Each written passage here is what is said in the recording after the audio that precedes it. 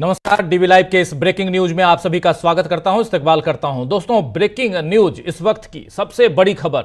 एक साथ तीन वरिष्ठ जनों ने कांग्रेस पार्टी के अध्यक्ष मल्लिकार्जुन खड़गे, कांग्रेस पार्टी के पूर्व अध्यक्ष राहुल गांधी, कांग्रेस पार्टी की पूर्व अध्यक्ष सोनिया गांधी, सीडब्ल्यूसी की चेयरपर्सन, ये तमाम लोग पूर्व चेयरपर्सन कह लें, ये तमाम नेताओं ने आज प्रेस कॉन्फ्रेंस की और प्रेस कॉन्फ्रेंस में इन लोगों ने एक के बाद एक मोदी सरकार पर गहरे आरोप लगाए हैं, बहुत बड़ा आरोप लगाया है। और उस आरोप में सीधा है कि सरकारी मशीनरी का कैसे दुरुपयोग कर रही है मोदी सरकार, उसका प्रमाण देते हुए, उस पर अपनी बात रखते हुए तो बहुत सारे खुलासे, और इन खुलासों में कहीं ना कहीं मोदी सरकार घिरती नजर आ रही है। और यहां कांग्रेस पार्टी के इन तीनों वरिष्ठ जनों, उनके अलावा कांग्रेस के कोषाध्यक्ष अजय माकन, के.सी. वेणुगोपाल, ये तमाम नेता मंच पर मौजूद थे और इस वक्त भी प्रेस कॉन्फ्रेंस चल रही है। सवालों के जवाब अजय माकन दे रहे हैं, लेकिन सोनिया गांधी और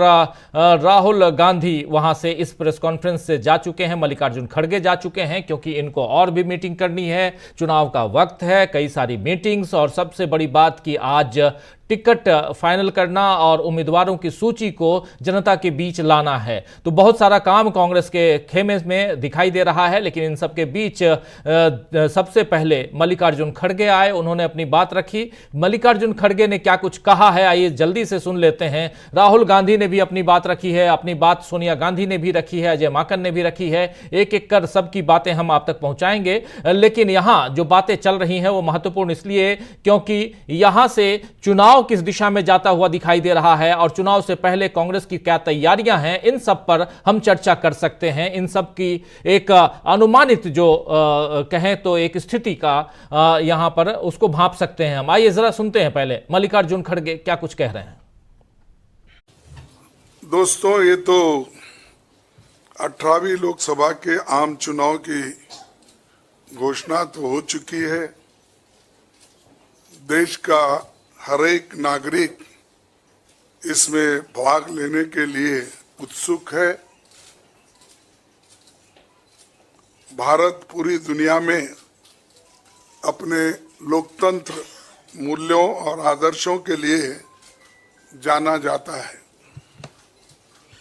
किसी भी लोकतंत्र के लिए निष्पक्ष चुनाव अनिवार्य होता है, एसेंशियल होता है। साथ ही ये भी अवश्य होता है कि सभी राजनीतिक दल के लिए लेवल प्लेइंग ग्राउंड यानी समान लेवल प्लेइंग फील्ड हो, सभी के पास समान रूप से संसाधन हो। ये नहीं कि जो सत्ता में है उनका रिसोर्सेस पर मोनोपोली हो, ये नहीं कि उनका मीडिया पर एक अधिकार हो, ये नहीं कि सत्ताधारी दल का संवैधानिक तथा न्यायिक संस्था जैसे आईटी, ईडी, इलेक्शन कमीशन, इन अपने दूसरे ऑटोनमस बॉडीज पर प्रत्यक्ष अथवा परोक्ष नियंत्रण हो। दुर्भाग्य से जो पिछले दिनों में सुप्रीम कोर्ट के हस्तक्षेप के बाद जो इलेक्टोरल बॉन्ड, चुनावी चंदा बॉन्ड के बारे में जो तथ्य निकलकर सामने आए वो बहुत ही चिंताजनक है, शर्मनाक भी है, क्योंकि इससे हमारे देश के छवि को ठेस पहुंची है।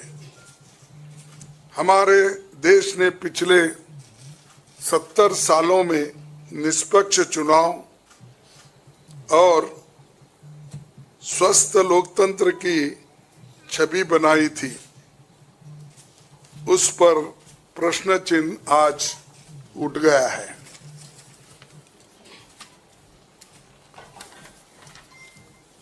सुप्रीम कोर्ट ने जिस चुनावी चंदा बॉन्ड को इलीगल और अनकॉन्स्टिट्यूशनल कहा, उस स्कीम के तहत मौजूदा सत्ताधारी दल ने हजारों करोड़ रुपए से ज्यादा अपने अकाउंट में भर लिया है और दूसरी तरफ साजिशन मुख्य विपक्षी दल का बैंक अकाउंट फ्रीज कर दिया गया है ताकि हम पैसों के अभाव में बराबरी से चुनाव ना लड़े और ना लड़ पाए। ये सत्ताधारी दल द्वारा एक खतरनाक खेल है। इसके दूरगामी प्रभाव होंगे क्योंकि अगर डेमोक्रेसी को इस देश में बचाना है तो लेवल प्लेइंग ग्राउंड होना चाहिए। ऐसा भी नहीं होना चंद देशों में चुनाव हो रहे हैं 99% वोट एक ही आदमी ले रहा है। ऐसा आपको तो मालूम हो गया रिसेंटली किन किन देशों में ऐसा हुआ है। तो ये सत्ताधारी दल द्वारा एक खतरनाक खेल खेला गया है।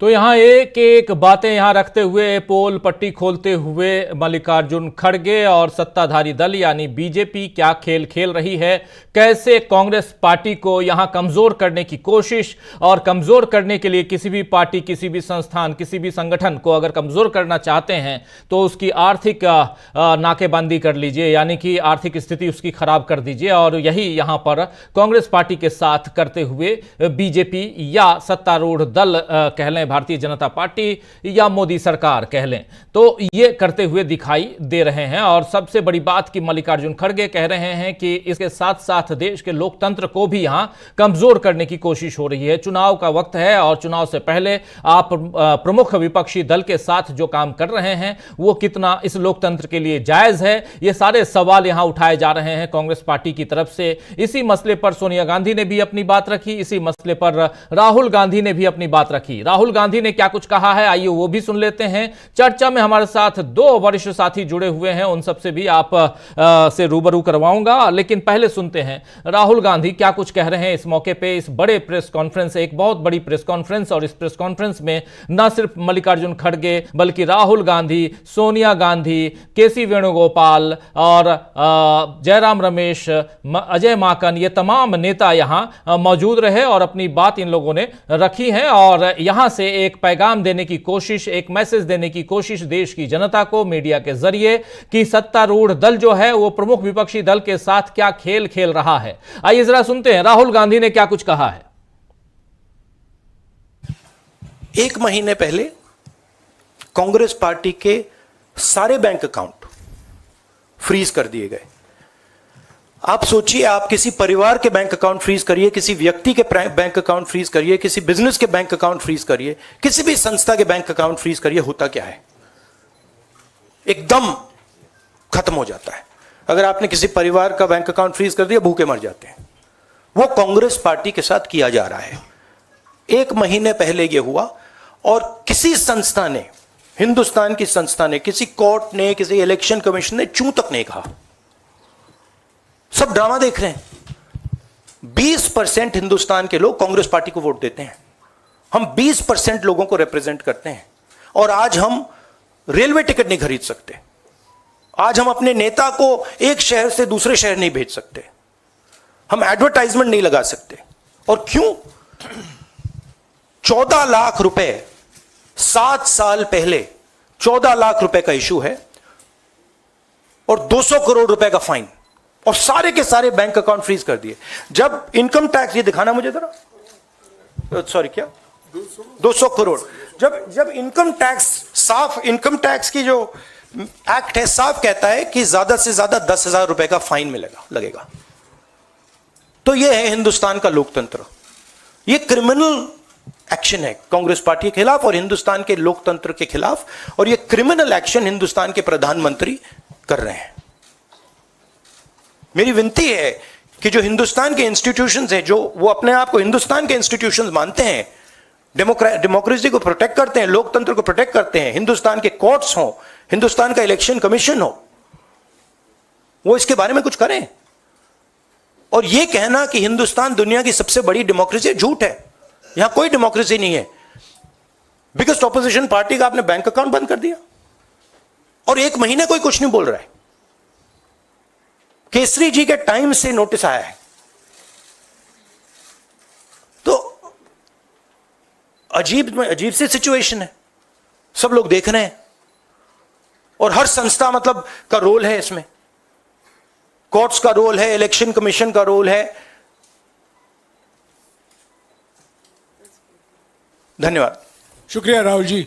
साथियों, कांग्रेस अध्यक्ष जी तो सुन रहे थे यहां ये राहुल गांधी अपनी बात रख रहे थे और सोनिया गांधी ने भी अंग्रेजी में अपनी बात रखी और ये एक बहुत ही बड़ा मसला यहां सामने आता हुआ दिखाई दे रहा है। एक बड़ी प्रेस कॉन्फ्रेंस करती हुई यहां सोनिया गांधी, राहुल गांधी, मल्लिकार्जुन खड़गे, केसी वेणुगोपाल, जयराम रमेश, अजय माकन, ये तमाम जो बड़े बड़े नेता कांग्रेस पार्टी के हैं, ये सब आज एक मंच पे जनता से रूबरू होने के लिए प्रेस कॉन्फ्रेंस करते हुए नजर आए। और इस प्रेस कॉन्फ्रेंस में जो बातें हो रही हैं, प्रमुख रूप से जो राहुल गांधी यहां कह रहे हैं कि हिंदुस्तान के प्रधानमंत्री जो हैं वो क्रिमिनल एक्शन कर रहे हैं। कहीं ना कहीं ये क्रिमिनल एक्शन है और देश का न सिर्फ मीडिया बल्कि देश की जुडिशरी वो भी शांत है, चुप है। और किसी भी पार्टी से इतने अगर इनकम टैक्स का मामला है तो पहली बात तो यह है कि पार्टियों के ऊपर इनकम टैक्स लागू नहीं होता है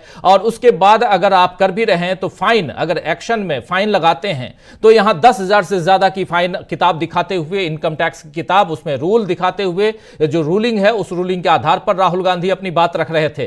तो एक गंभीर आरोप, और यह गंभीर आरोप कहां तक एक बड़े हमले में तब्दील होता हुआ हम देखेंगे, इस पर हम चर्चा करेंगे। लेकिन सोनिया गांधी ने क्या कुछ कहा है वो भी सुन लेते हैं और फिर उसके बाद हमारे साथ 4 वरिष्ठ साथी, 3 वरिष्ठ साथी जुड़े हुए हैं, उन सबसे के बीच चलेंगे। और एक बड़ा दिन जिसकी शुरुआत हो रही है, उधर सुप्रीम कोर्ट में आज हलफनामा दायर करना है इलेक्टोरल बॉन्ड को लेकर एसबीआई को, और उससे पहले एसबीआई पूरा जो इलेक्टोरल बॉन्ड का नंबर है वो जमा करेगा इलेक्शन कमीशन ऑफ इंडिया को। Election commission of India, SBI और सुप्रीम कोर्ट, इन सब की खबरें भी इसी बीच आएंगी। लेकिन एक बहुत बड़ी प्रेस कॉन्फ्रेंस, और इस प्रेस कॉन्फ्रेंस में कांग्रेस पार्टी सीधा हमलावर है नरेंद्र मोदी पर, उनकी सरकार पर। और ये तमाम पीएसयूज और तमाम अलग अलग संगठन जो संवैधानिक संस्थाएं हैं वो किस तरह से सरकार के लिए काम करती हुई नजर आ रही हैं, और विपक्षी दल, उसमें भी खासकर सबसे प्रमुख और बड़े विपक्षी दल के ऊपर कैसे ये हमला कर रहे हैं, कैसे ये क्रिमिनल एक्शन है, ये सब कुछ यहां बताते हुए सोनिया गांधी क्या कुछ कह रही हैं, सुनिए। The issue we are taking up today is extremely serious, as Congress President has just mentioned. This issue affects not just the Indian National Congress. It impacts our democracy itself most fundamentally. A systematic effort is underway by the Prime Minister to cripple the Indian National Congress financially. Funds collected from the public are being frozen, and money from our accounts is being taken away forcibly. However, even under these most challenging circumstances, we are doing our very best to maintain the effectiveness of our election campaign.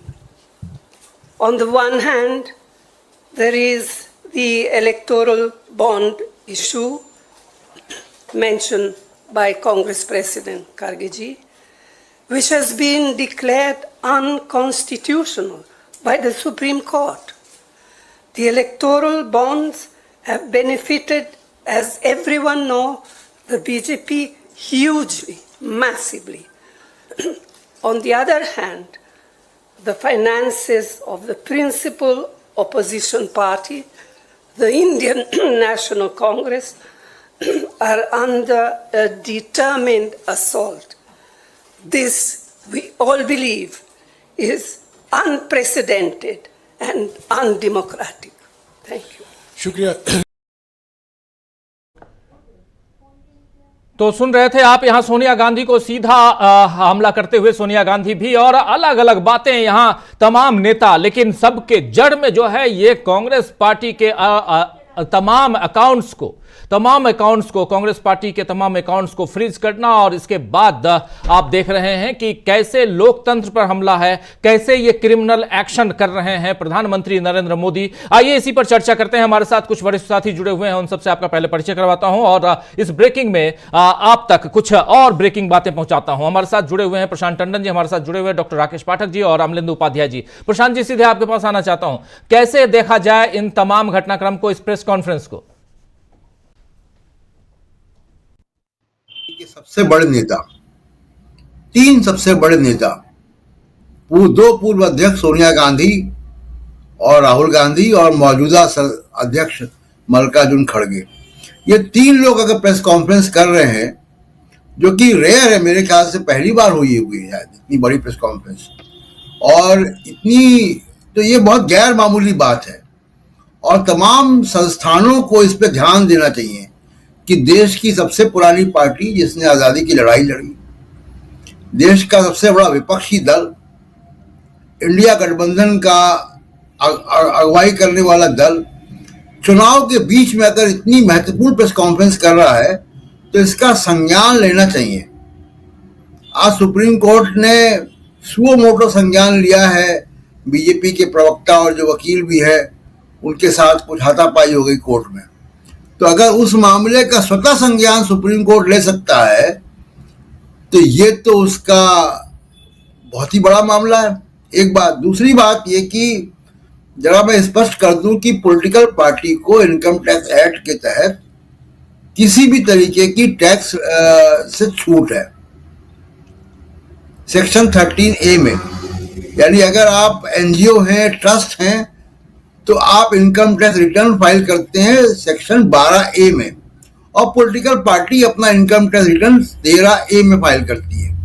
और चंदे से, उनकी building में कोई अगर उन्होंने rent पे उठा दिया, उससे उन्होंने कोई फिक्स डिपॉजिट किया, उस पर कोई इंटरेस्ट आ रहा है उस पर, यानी कैपिटल गेन टैक्स, रेंट की प्रॉपर्टी और डोनेशन, तीनों तरीके की इनकम से एग्जेम्प्टेड है। अब ये मामला केसरी जी के जमाने का है और 17-18 के असेसमेंट ईयर का है। अगर उस वक्त किसी क्लरिकल वजह से नहीं गया, रिटर्न नहीं फाइल हुआ, तो उस पीरियड का इनकम टैक्स बनता है। उस पीरियड का इनकम टैक्स एक आम नागरिक के ऊपर जो इनकम टैक्स बनता है उसके बराबर होता है। वो इनकम टैक्स आप लगा दीजिए, उतनी उसकी लेट की पेनल्टी लगा लीजिए। आप अकाउंट क्यों सील कर देंगे? हर चीज की एक सीमा होती है ना राजीव जी। तो अगर तो ये जो अकाउंट फ्रीज, और केवल कांग्रेस पार्टी के अकाउंट नहीं फ्रीज हुआ है, कांग्रेस के तमाम सारे जो दूसरे संगठन हैं, यूथ कांग्रेस, महिला कांग्रेस, उनके भी अकाउंट फ्रीज कर दिए गए हैं। जो मुझे जानकारी मिली कि कांग्रेस पार्टी में तनख्वाहें भी देर से गई हैं कर्मचारियों की। खर्चे की तो बात ही छोड़ दीजिए, जो उनके अपने कर्मचारी हैं उनकी भी तनख्वाह देर से गई है, कहीं से मैनेज करके दिया है। तो अगर इलेक्शन के समय एक पॉलिटिकल पार्टी को, जो खड़गे जी कह रहे थे, जो तीनों लोगों ने कहा कि लेवल प्ले फील्ड यानी समान अवसर का सिद्धांत अगर किनारे कर दिया गया, खुली खुली संविधान की अवहेलना है, तो संवैधानिक संस्थाओं की जिम्मेदारी है कि वो इस पे संज्ञान लें, इस पे इंटरवीन करें, हस्तक्षेप करें। इलेक्शन कमीशन जी आता हूं प्रशांत जी, आता हूं। थोड़ा जल्दी और भी दोनों साथियों से एक कमेंट ले लेते हैं, फिर इस पे और थोड़ा सा अंदर क्या कुछ चल रहा है इसकी चर्चा करते हैं। आना चाहता हूं डॉक्टर राकेश पाठक जी आपके पास। राकेश जी, क्या यहाँ पे जो एक लेवल प्लेइंग फील्ड की बात कर रहे हैं, जो बात यहां मल्लिकार्जुन खड़गे कर रहे हैं कि इलेक्टोरल बॉन्ड के मामले को, जिसको कि अवैध घोषित कर दिया है सुप्रीम कोर्ट ने, और वो इतना चंदा लेकर के चुनावी चंदे के साथ बीजेपी जो है वो एंजॉय कर रही है, चुनाव का वक्त है और कांग्रेस पार्टी के अकाउंट्स फ्रीज किए जा रहे हैं इसलिए ताकि चुनाव में कांग्रेस पार्टी खड़ी ना हो पाए, कांग्रेस पार्टी इसमें विज्ञापन न दे पाए, कांग्रेस पार्टी अपने कार्यकर्ताओं, अपने वर्कर्स को सैलरी न दे पाए और चुनाव एक तरफा हो जाए। ये एक बहुत ही गंभीर आरोप, लेकिन यहां सुप्रीम कोर्ट या देश के जितने दूसरे कोर्ट्स हैं वो इस पर संज्ञान लेता हुआ दिखाई नहीं दे रहा है। और जो एक बात यहां जोड़ना बहुत इंपॉर्टेंट है कि गौरव भाटिया को लेकर बहुत चर्चा चल रही है कि उनके साथ हाथापाई हुई एक कोर्ट में, नोएडा के कोर्ट में, लेकिन उसके बाद सुओ मोटो स्वतः संज्ञान लेते हुए सुप्रीम कोर्ट इस मसले की सुनवाई कर रहा है। लेकिन यह इतना बड़ा मामला है जिस पर राहुल गांधी कह रहे हैं कि न मीडिया इस पर बात कर रहा है और न ही कोर्ट इस पर कुछ कर रहा है। कैसे इस गंभीर आरोप को देखा जाए और कितना गंभीर है यह मामला जिससे इस देश के लोकतंत्र पर कहीं ना कहीं एक आघात, एक चोट पहुंचता हुआ दिखाई दे रहा है? जी राजीव जी, राहुल गांधी ने, मल्लिकार्जुन खड़गे और सोनिया गांधी ने जो खतरा बताया और जिन लोगों से उम्मीद की है संवैधानिक संस्थाओं से, जिसमें कोर्ट है, चुनाव आयोग है, आयकर विभाग है, इन सब की जो भूमिका है वो पिछले 1 महीने से कांग्रेस देख रही थी। उसको लग रहा था कि शायद उनकी तरफ से कोई पहल हो और उनके खाते खुल जाए। लेकिन जैसा कि प्रशांत जी ने भी कहा कि कोई ध्यान नहीं दे रहा और आप भी ये बात कह रहे हैं, तो महबूब जफर का एक शेर है, हमें तो अहले सियासत ने ये बताया है, हमें तो अहले सियासत ने ये बताया है, किसी का तीर किसी की कमान में रखना। यानी बीजेपी या सत्ताधारी पार्टी का, सरकार का जो तीर है वो किसकी कमान में रखा है? वो तीर रखा है भारत के निर्वाचन आयोग की कमान में, वो तीर रखा है आयकर विभाग के पास, वो तीर है ईडी के पास, वो तीर है सीबीआई के पास। राहुल गांधी ने और सब कांग्रेस के तीनों बड़े नेताओं ने, 2 पूर्व अध्यक्ष और एक वर्तमान अध्यक्ष, उन्होंने बहुत स्पष्ट शब्दों में कहा है कि ये जितनी भी संस्थाएं हैं जिनका काम था इस पर ध्यान देना, उन्होंने ध्यान नहीं दिया। तब हम आज देश के सामने फरियाद करने आए हैं कि हम रेलवे का टिकट नहीं बनवा सकते अपने कार्यकर्ता और नेताओं के लिए। और सबसे गंभीर बात जो उन्होंने कही है राजीव जी, राहुल गांधी ने कहा यहां कोई लोकतंत्र नहीं है।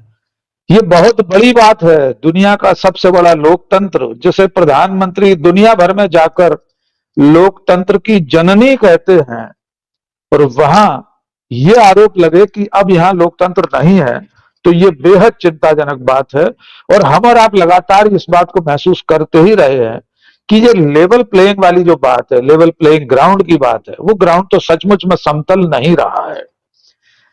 सैन्य विज्ञान का एक कथन होता है कि सेना पेट के बल चलती है। पेट के बल चलने से आशय होता है संसाधन, आपूर्ति, सुविधाएं, इस सब चीज के भरोसे ही युद्ध जीता जाता है। राजनीतिक युद्ध में भी इन सब संसाधनों की जरूरत होती है, जिसमें आवागमन से लेकर विज्ञापन देना है, तैयारी करना है, आम सभा का इंतजाम, मंच से लेकर टेंट हाउस वाले तक का पेमेंट करना है। और कांग्रेस पार्टी की आज ये स्थिति है कि उसकी गुल्लक पूरी तरह से खाली है और जो उसमें पैसा है उस पर ताला डाल दिया गया है। तो सचमुच में लोकतंत्र खतरे में है। राहुल गांधी ने जो कहा लोकतंत्र नहीं, मैं उतने उस एक्सटेंट तक तो नहीं जाऊंगा, लेकिन लोकतांत्रिक व्यवस्था में आप प्रतिपक्ष को इतनी पाबंदियों में घेर दें कि वो चुनाव के मौके पर अपने साधारण इंतजाम न कर सके, तो ये कैसा लेवल प्लेइंग ग्राउंड है। अब असली जिम्मेदारी जिन संस्थाओं की है, सीधा सवाल उन पर है। इसमें पार्टी से तो लड़ नहीं सकते आप, लेकिन जिन्होंने इसको सीज किया है, जिन खातों को जिस संस्था ने सीज किया है, क्या वो कानून के आधार पर इसे खोलने का काम नहीं करेगा? किस कानून में लिखा है कि आयकर विभाग सीधे बैंक में जाकर बैंक मैनेजर से कहकर एक पार्टी के खाते में से पैसा ट्रांसफर करा ले? कम से कम मैं नहीं जानता हूं, प्रशांत जी बताएंगे कि ये कैसे संभव है, कानून की कौन सी ऐसी धारा है। आपने सीज कर लिया, वहां तक समझ में आता है, लेकिन खाते में से 100-125 करोड़ निकाल कर आप आयकर विभाग के खाते में जमा कर लें, ये भी एक तरह से कानून का उल्लंघन है। देखना ये होगा कि कांग्रेस पार्टी की आज की इस तीखी बात के बाद सरकार क्या कहती है। सीधे आरोप लगाया लोकतंत्र नहीं है, सीधे आरोप लगाया कि जितनी भी संस्थाएं हैं वो सरकार के और सत्ताधारी पार्टी के हक में काम कर रही हैं, तो ये चुनाव कैसे लड़ा जा सकता है। और सचमुच में हर दिन भारी है इस चुनाव में।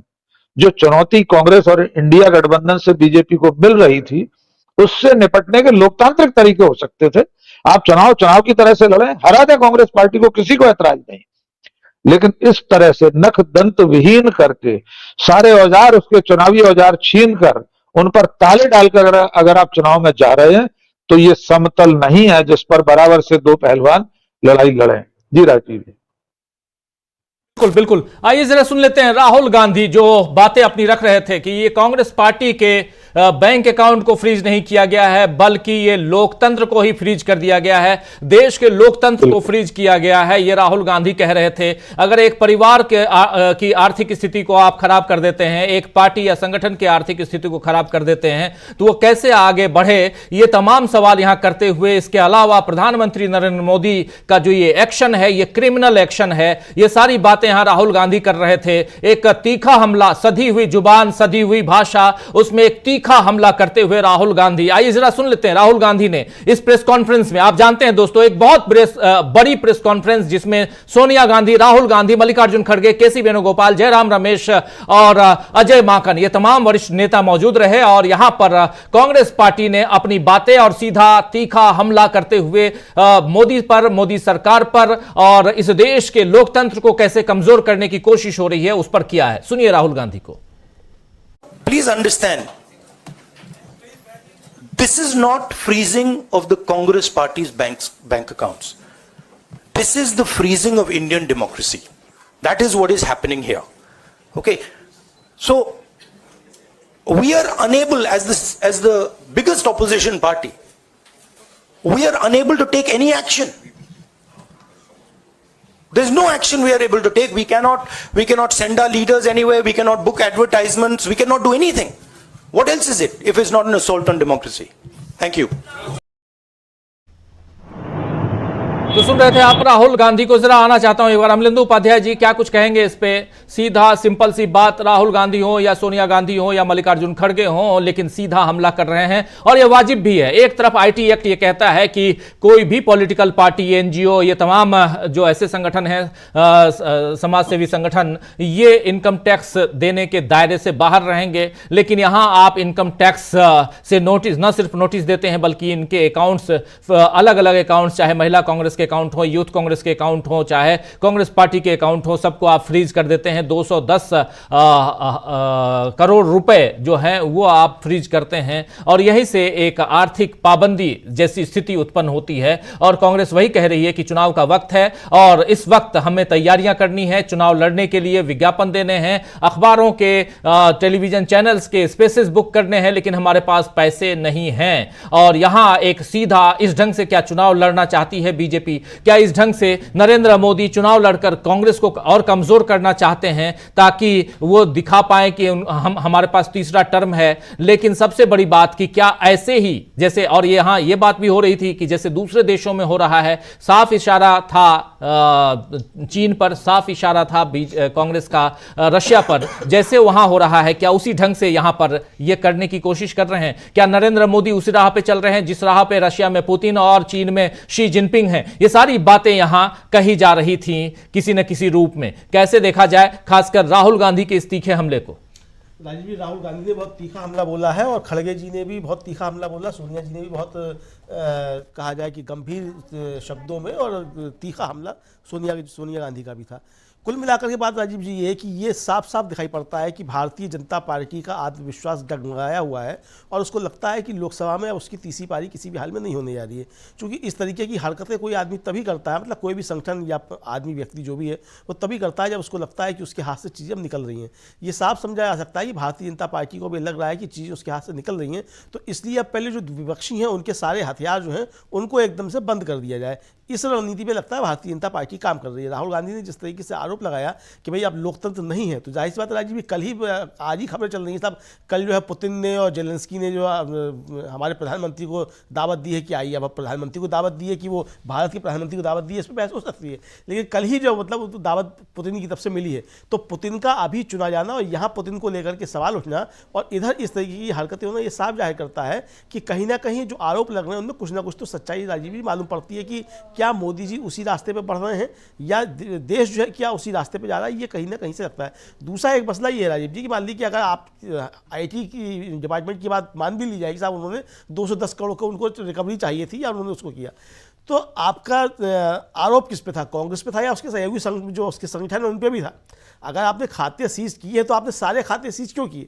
भाई आप एक खाता सीज करते, मुख्य कांग्रेस का जो था आप खाता सीज करते जो रिटर्न भरती है, आप यूथ कांग्रेस का भी हो, एनएसयूआई का भी, आप सब खाते अगर सीज कर देंगे इस तरीके से, इसका मतलब कहीं ना कहीं ये सरकार के इशारे पे या भारतीय जनता पार्टी के इशारे पे ये सारे काम हो रहे हैं, इसको अच्छे तरीके से समझा जा सकता है। जो लेवल प्लेइंग फील्ड की बात की जा रही है वो तो कहीं है ही नहीं राजीव जी। आप देखिए प्रधानमंत्री को लेकर के किस तरीके से चुनाव आयोग को शिकायतें की गई हैं और अभी तक उन पर कोई कार्रवाई नहीं हुई है।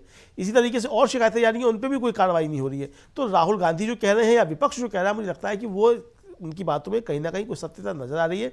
भारतीय जनता पार्टी का आत्मविश्वास डगमगाया हुआ है, इसीलिए अपनी सारी एजेंसीज के जरिए इस तरीके की चीजें की जा रही है। सुनते हैं अमलेंदु जी की अभी राहुल गांधी मीडिया से भी बाहर मुखातिब हुए, हालांकि बहुत छोटा सा उनका कमेंट रहा है, लेकिन क्या कुछ राहुल गांधी कह रहे हैं मीडिया से बाहर निकल के वो देख लेते हैं। और उसके अलावा राहुल गांधी ने, आइए उससे पहले राहुल गांधी ने प्रेस कॉन्फ्रेंस में जो बातें हिंदी में कही थी उसको आप तक लेके आते हैं। और बहुत इंपॉर्टेंट, तीखा हमला करते हुए राहुल गांधी और यहां पर कहीं ना कहीं सीधे मोदी सरकार पर वार करते हुए राहुल गांधी प्रेस कॉन्फ्रेंस में हिंदी में क्या कुछ कह रहे हैं, जरा उसको ले आइए स्क्रीन पे। एक महीने पहले कांग्रेस पार्टी के सारे बैंक अकाउंट फ्रीज कर दिए गए। आप सोचिए, आप किसी परिवार के बैंक अकाउंट फ्रीज करिए, किसी व्यक्ति के बैंक अकाउंट फ्रीज करिए, किसी बिजनेस के बैंक अकाउंट फ्रीज करिए, किसी भी संस्था के बैंक अकाउंट फ्रीज करिए, होता क्या है? एकदम खत्म हो जाता है। अगर आपने किसी परिवार का बैंक अकाउंट फ्रीज कर दिया, भूखे मर जाते हैं। वो कांग्रेस पार्टी के साथ किया जा रहा है। एक महीने पहले यह हुआ और किसी संस्था ने, हिंदुस्तान की संस्था ने, किसी कोर्ट ने, किसी इलेक्शन कमीशन ने चूं तक नहीं कहा। सब ड्रामा देख रहे हैं। 20% हिंदुस्तान के लोग कांग्रेस पार्टी को वोट देते हैं। हम 20% लोगों को रिप्रेजेंट करते हैं और आज हम रेलवे टिकट नहीं खरीद सकते। आज हम अपने नेता को एक शहर से दूसरे शहर नहीं भेज सकते। हम एडवर्टाइजमेंट नहीं लगा सकते। और क्यों? 14 लाख रुपए 7 साल पहले 14 लाख रुपए का इशू है और 200 करोड़ रुपए का फाइन, और सारे के सारे बैंक अकाउंट फ्रीज कर दिए। जब इनकम टैक्स, ये दिखाना मुझे जरा, सॉरी क्या 200 करोड़, जब इनकम टैक्स, साफ इनकम टैक्स की जो एक्ट है साफ कहता है कि ज्यादा से ज्यादा 10,000 रुपए का फाइन लगेगा। तो यह है हिंदुस्तान का लोकतंत्र। यह क्रिमिनल एक्शन है कांग्रेस पार्टी के खिलाफ और हिंदुस्तान के लोकतंत्र के खिलाफ, और यह क्रिमिनल एक्शन हिंदुस्तान के प्रधानमंत्री कर रहे हैं। मेरी विनती है कि जो हिंदुस्तान के इंस्टीट्यूशंस हैं, जो वो अपने आप को हिंदुस्तान के इंस्टीट्यूशंस मानते हैं, डेमोक्रेसी को प्रोटेक्ट करते हैं, लोकतंत्र को प्रोटेक्ट करते हैं, हिंदुस्तान के कोर्ट्स हो, हिंदुस्तान का इलेक्शन कमीशन हो, वो इसके बारे में कुछ करें। और यह कहना कि हिंदुस्तान दुनिया की सबसे बड़ी डेमोक्रेसी, झूठ है। यहां कोई डेमोक्रेसी नहीं है। बिगेस्ट ऑपोजिशन पार्टी का आपने बैंक अकाउंट बंद कर दिया और एक महीने कोई कुछ नहीं बोल रहा है। केसरी जी के टाइम से नोटिस आया है। तो अजीब सी सिचुएशन है। सब लोग देख रहे हैं और हर संस्था मतलब का रोल है इसमें। कोर्ट्स का रोल है, इलेक्शन कमीशन का रोल है। धन्यवाद। शुक्रिया राहुल जी। साथियों, कांग्रेस अध्यक्ष जी, सोनिया जी, राहुल जी, तो सुन रहे थे आप, यहां राहुल गांधी सीधा सीधा कह रहे हैं कि यह कहना कि भारत दुनिया का सबसे बड़ा डेमोक्रेटिक कंट्री है, यानी लोकतांत्रिक देश है, तो यह कहना बिल्कुल झूठ है। क्योंकि अगर सबसे बड़े अपोजिशन को यानी कांग्रेस पार्टी को अगर आप उसके अकाउंट को फ्रीज कर रहे हैं तो यह कैसा लोकतंत्र है। केसरी जी आप जानते हैं उनके जमाने लेट 90s, उस जमाने के, अगर आप अर्ली 90s कह लें, उस जमाने के आप अकाउंट्स को और उसके लिए नोटिस आज देंगे तो यहां पे कहा जा रहा था, जय माकन ने कहा कि आप फिर गांधी जी के जमाने का भी उठा के ले आएंगे और नोटिस देंगे कि उस समय आपने ऐसा किया था। तो ये कौन सी डेमोक्रेसी है और किस ढंग से आप क्या करना चाहते हैं? ये कहीं ना कहीं आप कांग्रेस को अंदर खाने, कमजोर करना चाहते हैं ताकि कांग्रेस अपने पैर पे खड़े होकर चुनाव ना लड़े और आप आसानी से जीत जाएं। ये मुख्य रूप से ये बात यहां कहने की कोशिश में कांग्रेस पार्टी की ये बात कितनी दूर तक जाएगी, इस पे हम चर्चा कर रहे हैं। और ये जो मामला है, इस मामले से लोकतंत्र कितना कमजोर हो रहा है, ये सब हम यहां जानने की कोशिश कर रहे हैं। एक बार फिर से आना चाहता हूं प्रशांत टंडन जी,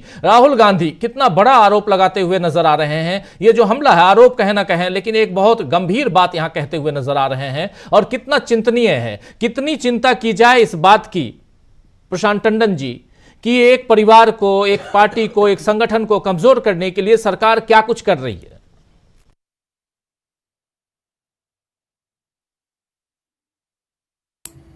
अगर इस देश में संविधान के विरुद्ध कोई काम हो रहा है, संविधान की अवहेलना हो रही है, तो उसको कौन चेक करेगा? जाहिर सी बात है कि अदालतों की जिम्मेदारी है। अदालत का, सुप्रीम कोर्ट का ये काम है कि वो संविधान को, रूल ऑफ लॉ को लागू करे। इस केस में बड़ा स्पष्ट रूप से दिखाई दे रहा है कि संविधान, rule of law, legal procedures, उनको किनारे करके इनकम टैक्स एक पॉलिटिकल मोटिव के तहत ये कार्रवाई कर रहा है। तो अगर एजेंसियां, इन्फोर्समेंट डायरेक्टरेट, इनकम टैक्स, हम देख रहे हैं किस तरीके से पॉलिटिकल मोटिव से काम कर रहे हैं। अभी इलेक्टोरल बॉन्ड का मामला खुलकर सामने आया है और हम देख रहे हैं कि ईडी की रेड पड़ती है और वो businessman corporate bond, electoral bond खरीदता है। इनकम टैक्स की रेड पड़ती है, वो इलेक्टोरल बॉन्ड खरीदता है। 5 दिन के अंदर खरीदता है, उसी दिन खरीदता है, 2 दिन बाद खरीदता है। तो ये, और उसके बाद क्या होता है, वो मामला ठंडा पड़ जाता है। जैसे उस बिजनेसमैन ने इलेक्टोरल बॉन्ड खरीद लिए, उसके ऊपर जो इनकम टैक्स की कार्रवाई है, वो इनकम टैक्स की कार्रवाई बंद हो जाती है, उसका आगे कुछ बढ़ता नहीं है।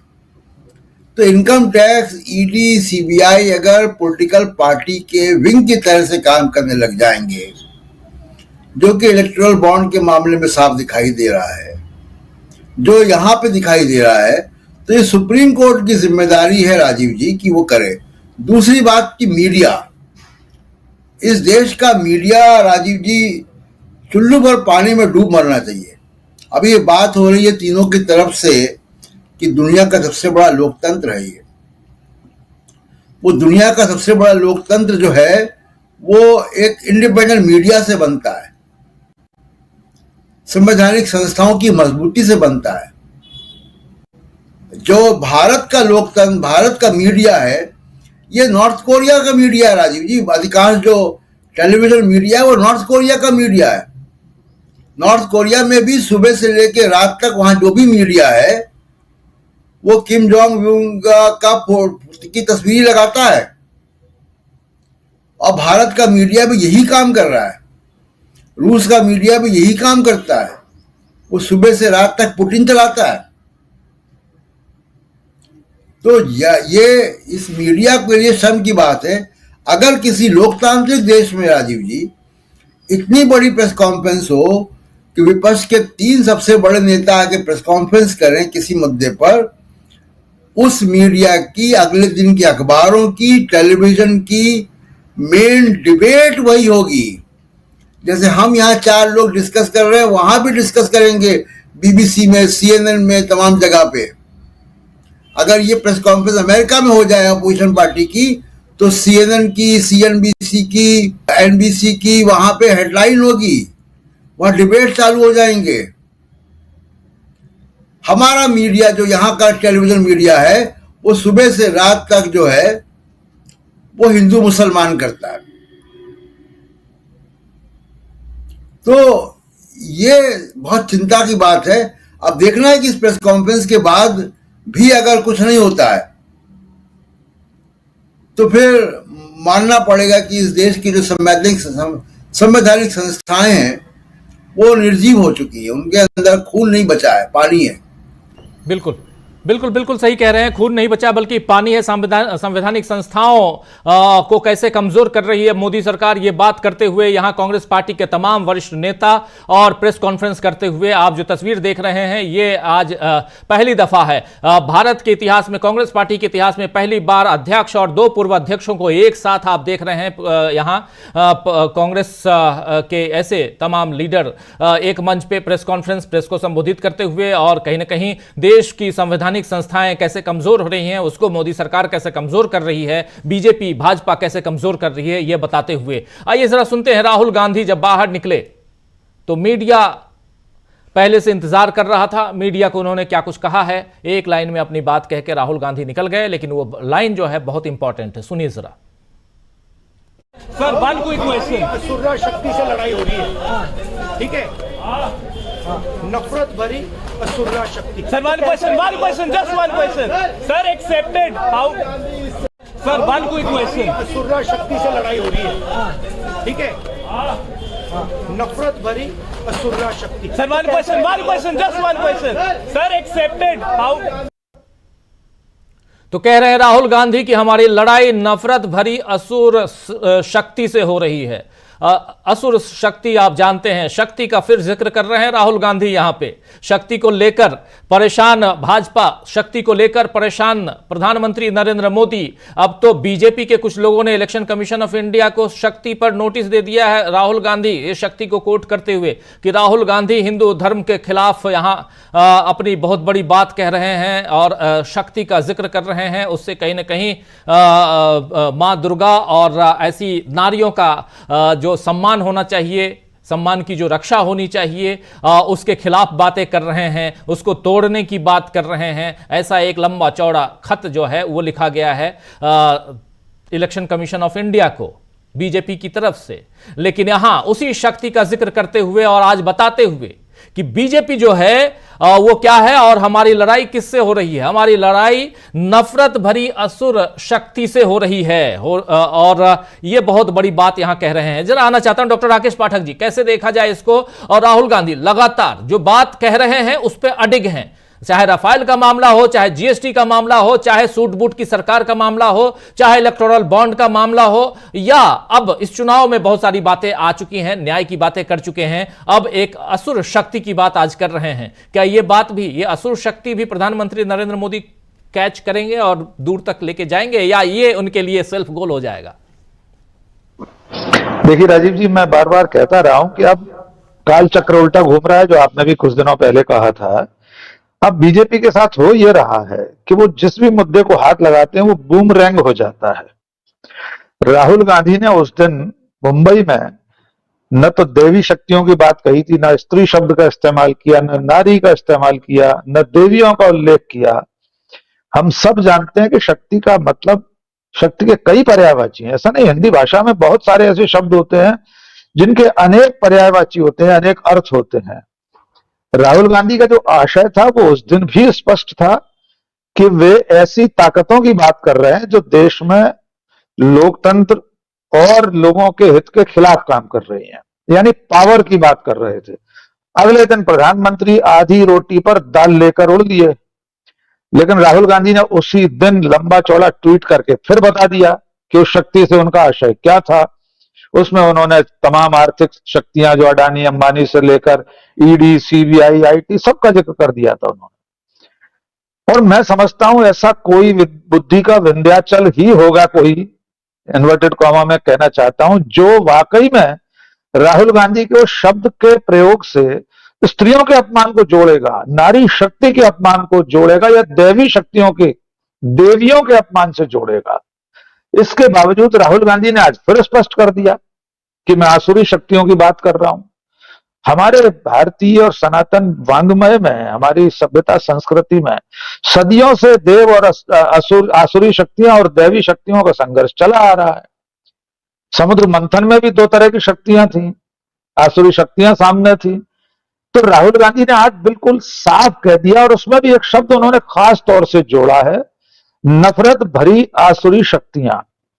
तो मुझे ऐसा लग रहा है अब आज भी अगर बीजेपी या नरेंद्र मोदी इसे लेकर उड़ने की, भागने की कोशिश करेंगे तो फिर मुंह की खाएंगे, फिर ये बूमरैंग करेगा।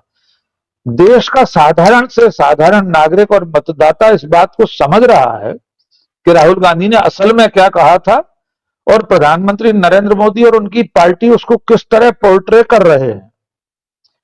धर्म के इस्तेमाल की मुमानियत है, मनाही है हमारी चुनाव आचार संहिता में।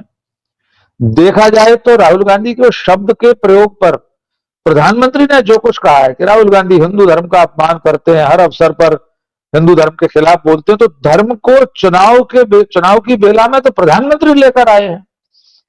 देखा जाए तो चुनाव आयोग को उन्हें नोटिस देना चाहिए, लेकिन जैसा कि उस दिन मुख्य चुनाव आयुक्त ने जवाब नहीं दिया था एक पत्रकार साथी के सवाल पर कि एमसीसी का मॉडल कोड ऑफ कंडक्ट का उल्लंघन प्रधानमंत्री करते हैं, उनके खिलाफ कोई कार्रवाई नहीं होती। और इसके प्रमाण है, कितनी शिकायतें पिछले चुनाव में उनके खिलाफ हुई, कभी कोई कार्रवाई नहीं हुई। और विपक्ष के नेताओं के खिलाफ छोटे छोटे बहानों से कार्रवाई करता है चुनाव आयोग। तो मुझे लगता है अगर राहुल गांधी ने इतना स्पष्ट कर दिया है तो अब देश को इसमें कोई भ्रम नहीं रहना चाहिए कि राहुल गांधी जिस शक्ति की बात कर रहे थे वो कौन है, उसे वे आसुरी शक्ति कह रहे हैं, ये उनका अधिकार है। आप उन्हें दैवी शक्ति माने, ये आपका अधिकार है। तो मुझे लगता है चुनाव में अब ये मामला और बढ़ने वाला है। अब देखना ही होगा कि अब बीजेपी या नरेंद्र मोदी इसकी काट कैसे करते हैं। बिल्कुल स्पष्ट शब्दों में राहुल गांधी ने सत्ता की ताकत को, सत्ता की शक्ति को आसुरी शक्ति बता दिया है। इसका तोड़ उन्हें अब खोजना है बीजेपी को। और मैं फिर कह रहा हूं, मैं अभी से ये आशंका जाहिर कर देता हूं कि इस बार बीजेपी अगर इसकी भी कोई और व्याख्या करेगी तो फिर बूमरैंग होगा एक बार। जी राजीव जी। अगर इसकी भी आसुरी शक्ति की बात यहां राहुल गांधी करते हुए कि हमारी लड़ाई जो है वो नफरत के खिलाफ है, उन आसुरी शक्ति के खिलाफ है जो कहीं ना कहीं इस देश को तोड़ने का काम कर रही है। इस बीच राहुल गांधी ने ट्वीट भी किया है, नफरत से भरी असुर शक्ति ने लोकतंत्र की हत्या करने के लिए कांग्रेस के बैंक अकाउंट को फ्रीज कर दिया है। देखिए यहां राहुल गांधी सीधा, the hate filled asura shakti has frozen our bank accounts to murder Indian democracy. Rahul Gandhi कह रहे हैं नफरत से भरी असुर शक्ति ने लोकतंत्र की हत्या करने के लिए कांग्रेस के बैंक अकाउंट को फ्रीज कर दिया है। और ये असुर शक्ति की बात राहुल गांधी, एक नया शब्द राहुल गांधी, और मुझे लगता है कि कहीं ना कहीं उस दिन जो बात राहुल गांधी कह रहे थे, जिस शक्ति से पहले राहुल गांधी को उसी दिन इस असुर शब्द को लगा देना चाहिए था, उसको आज उन्होंने यहां लगा दिया है। प्रशांत टंडन जी जल्दी से आपके पास, फिर अमलेंदु जी आपके पास आता हूं। इस असुर शक्ति पे आप क्या कुछ कहेंगे? बात निकली मुंबई के शिवाजी पार्क से और इतनी दूर तक गई कि दक्षिण भारत में प्रधानमंत्री नरेंद्र मोदी गली गली मोहल्ले मोहल्ले घूमकर यही कहते रहे कि महिलाओं, भाइयों, बहनों, खासकर बहनों, महिलाओं, नारियों, आप समझ लो ये राहुल गांधी आप सबका अपमान करता है। यही कहते हुए नजर आए पिछले 4 दिनों से। और आज राहुल गांधी ने यहां बता दिया है कि इस शक्ति क्या है, असुर शक्ति, और इसी असुर शक्ति ने हमारे बैंक अकाउंट को फ्रीज कर दिया है, पैसे रोक लिए हैं और चुनाव में डेमोक्रेसी जो है उसको खत्म करने की कोशिश हो रही है। प्रशांत जी। देखिए राजीव जी, 5 मिनट पहले आप ही के अभी इसी प्रोग्राम में मैंने कहा था कि इनकम टैक्स, ईडी, सीबीआई एक पॉलिटिकल पार्टी के तौर पर काम कर रहे हैं। यही बात राहुल गांधी ने भी दूसरे शब्दों में कह दी है। आप देखिए कि अकाउंट को फ्रीज करने की बात में उन्होंने इनकम टैक्स का नाम नहीं लिया है, उन्होंने बीजेपी के ऊपर निशाना साधा है कि असुर शक्ति ने उनके बैंक अकाउंट फ्रीज किए हैं। तो ये इनकम टैक्स के लिए भी डूब मरने की बात है। ये जो IRS होता है, ऑल इंडिया सर्विसेज का रेवेन्यू ऑफिसर, वो भारत की संविधान की शपथ लेकर अपनी नौकरी को ज्वाइन करता है। उसके ऊपर इतना बड़ा कमेंट है ये कि उसको असुर शक्ति बताया जा रहा है और पॉलिटिकल पार्टी के तौर पर उसकी शिनाख्त हो रही है। और इस तरीके के जो अफसर हैं, मेरा तो सुझाव है कांग्रेस पार्टी को और दूसरे जिम्मेदार लोगों को भी कि इस तरीके के जितने भी अफसर हैं सीबीआई में, ईडी में, इनकम टैक्स में, इनकी लिस्ट बनाए जो एक्सटेंशन पे हैं, और कल आप सत्ता में अगर आते हैं तो आप उनके ऊपर मुकदमा करें। जैसे जर्मनी में जो है वो मुकदमे हुए थे हिटलर के जाने के बाद, तो उस तरीके से मुकदमे एक स्पेशल कोर्ट बने इन लोगों को ट्राई करने की, और स्पेशल कोर्ट में तुरंत 3 महीने के अंदर सजा हो ऐसे अफसरों की। क्योंकि जो अफसर पॉलिटिकल पार्टी के तौर पे काम कर रहे हैं, पॉलिटिकल पार्टी के इशारे पे काम कर रहे हैं, उन अफसरों को भी तो दिखना चाहिए कि वो कितने संवैधानिक हैं। और सुप्रीम कोर्ट को भी, जैसे सुप्रीम कोर्ट ने रामदेव को तलब किया है और रामदेव के दूसरे जो सहयोगी हैं बालकृष्ण, उनको तलब किया है कोर्ट में, कंटेम्प्ट ऑफ कोर्ट में के मामले पे, इन अफसरों को भी कोर्ट में तलब करना चाहिए। इनको कान पकड़ के बैठा करना चाहिए। रामदेव के जो साथी हैं बालकृष्ण, उन्होंने बिना शर्त आज माफी मांग ली है कोर्ट से। दूसरी सबसे महत्वपूर्ण बात कि जो फैक्ट चेक, जो सरकार ने जो फैक्ट चेक टीम नोटिफिकेशन उसके लिए जारी किया था, पीआईबी प्रेस इंफॉर्मेशन ब्यूरो की तरफ की एक टीम होगी जो सरकारी तौर पे हम और आप जैसे लोग जो पत्रकारिता कर रहे हैं, अगर कोई खबर देते हैं तो वो उसका फैक्ट चेक करेंगे, और उसमें खासकर सरकार की अगर आलोचना होगी तो उसको फैक्ट चेक करके वो सामने लाएंगे और लाकर देश दुनिया को बताएंगे कि हाँ इसने सही कहा या गलत कहा है। इससे कहीं ना कहीं पत्रकारिता और देश की जो स्वतंत्रता है, अभिव्यक्ति की स्वतंत्रता, उस पर हमला इसे माना जा रहा था, उसको रोकने की कोशिश हो रही थी। अभी थोड़ी देर पहले यह खबर आई है सुप्रीम कोर्ट में ये याचिका जो है मुंबई हाई कोर्ट में लगाई गई थी। मुंबई हाई कोर्ट ने इस याचिका को इस नोटिफिकेशन पर स्टे देने से मना कर दिया था, लेकिन अभी अभी सुप्रीम कोर्ट ने स्टे दे दिया है। और इस सुप्रीम कोर्ट ने जो अपना डायरेक्टिव दिया है उसमें साफ साफ कहा है कि ये जो मामला है, ये जो नोटिफिकेशन है, इस नोटिफिकेशन पर तब तक रोक लगी रहेगी जब तक कि मुंबई हाई कोर्ट इस पर कोई फैसला नहीं सुना देता है। तो एक बड़ी यहां पर बात यहां साफ दिखाई दे रही है, जो सुप्रीम कोर्ट अपना काम कर रहा है, ये साफ दिखाई दे रहा है। प्रशांत जी जी, मैं इसके बारे में चर्चा यहां पे कर चुका हूं कि कुणाल कामरा और editors guild of India Bombay high court गए थे, और बॉम्बे हाई कोर्ट की डिवीजन बेंच में बंटवारा हो गया। यानी एक जज ने कुणाल कामरा के पक्ष में जजमेंट लिखा और दूसरे जज ने कुणाल कामरा के या सरकार के पक्ष में जजमेंट लिखा, लेकिन मामले को स्टे नहीं किया। अब सुप्रीम कोर्ट ने इसको स्टे कर दिया। वह 3 जज बेंच बनेगी, chief justice Bombay high court के बनाएंगे। मामले की सुनवाई बॉम्बे हाई कोर्ट में दोबारा होगी। लेकिन जिन्होंने कुणाल कामरा के पक्ष में जिन जज साहब ने लिखा, उन्होंने लिखा कि सरकार को जरूरत ही नहीं है फैक्ट चेक यूनिट बनाने की। सरकार के पास अपना प्रचार करने की तमाम सारे साधन होते हैं, और ये पत्रकारिता पे, अभिव्यक्ति की आजादी पर हमला है। कुणाल कामरा पत्रकार नहीं है, कुणाल कामरा कॉमेडियन है, और कुणाल कामरा की पिटीशन पे यह मामला हुआ। कुणाल कामरा ही आज सुप्रीम कोर्ट आए थे, जिसपे सुप्रीम कोर्ट ने इस पीआईबी की फैक्ट चेक यूनिट पे स्टे लगा दिया है। अब आप सोचिए, अभी 2 मिनट पहले हम लोग बात कर रहे हैं, राहुल गांधी का ट्वीट है और ये बात हो रही है इनकम टैक्स की, और इनकम टैक्स को हम कह रहे हैं कि वो पॉलिटिकल पार्टी की तरह बिहेव कर रहा है। एक अपनी एनालिसिस में कह रहे हैं सर्कमस्टेंशियल एविडेंस। कल इसको सरकार कह देगी कि ये आप तो सरकार को बदनाम कर रहे हैं। तो ये इतना खतरनाक है पूरा मामला। अच्छा हुआ कि इसको सुप्रीम कोर्ट ने स्टे कर दिया है, ताकि हम आप कम से कम यहाँ पे किसी विषय की चर्चा तो कर सकते हैं निर्भीक होकर, वरना पीआईबी का फैक्ट चेक तो कुछ भी करेगा और पीआईबी को फैक्ट चेक करने की आवश्यकता क्या है? पीआईबी का काम सरकार की नीतियों को प्रसारित करना है, प्रेस इंफॉर्मेशन ब्यूरो है। जनता को सरकार की नीतियां, सरकार के फैसले, मंत्रालयों के फैसले से अवगत कराना उनका काम है। उनका काम मीडिया की चौधराहट करना नहीं है। मीडिया के चौधरी नहीं है वो, लेकिन ये सरकार ने उनको मीडिया का चौधरी बना दिया।